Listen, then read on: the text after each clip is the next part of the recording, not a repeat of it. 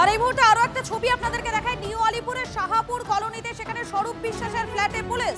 গত বৃহস্পতিবারই গ্রেফতার হয় টলিপাড়ার তোলাবাজ নেতা। টেকনিশিয়ান স্টুডিও টেকনিশিয়ানদের থেকে তোলাবাজির অভিযোগ রয়েছে। আমাদের সঙ্গে সরাসরি রয়েছেন আমাদের প্রতিনিধি সুমন রয়েছেন। আমি সুমনের কাছে চলে যাবো। সুমন, এই মুহূর্তে তোমার কাছে লেটেস্ট কি আপডেট?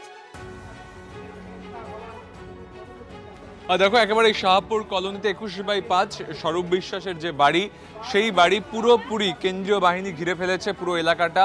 এবং আমরা যেটা জানতে পারছি যে নিউ আলিপুর পুলিশ স্টেশন থেকে কিন্তু একটা বিশেষ দল এসেছে এবং তাদের সঙ্গে স্বরূপ বিশ্বাস তিনি রয়েছেন এবং তাকে নিয়ে এসে কিন্তু ঘটনার বেশ কিছু বিষয়ে ব্যাখ্যা চাওয়া হচ্ছে। এবং এই যে তুমি দেখতে পাচ্ছ যে গাড়িতে করে নিয়ে আসা হয়েছে স্বরূপ বিশ্বাসকে, এবং তাকে নিয়ে এসেই কিন্তু তার বাড়িতে এখন তল্লাশি অভিযান চলছে।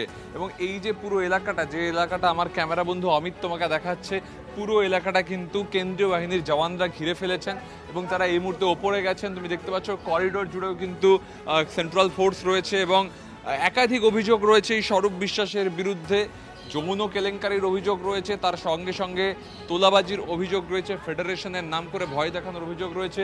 এবং সেই অভিযোগের ভিত্তিতেই তদন্ত করতে এসে দেখো পুরো এলাকাটা একেবারে দূর দূর পর্যন্ত পুরো এলাকাটা কিন্তু কেন্দ্রীয় বাহিনীর জওয়ানদের পোস্টিং করানো হয়েছে এবং নিউ আলিপুর পিএস এর তরফ থেকে কিন্তু তদন্ত প্রক্রিয়া চলছে, তল্লাশি অভিযান চলছে, যেটা এখনো পর্যন্ত সূত্রের খবর স্বরূপ বিশ্বাসকে নিয়ে এসেই এই তল্লাশি অভিযান হচ্ছে।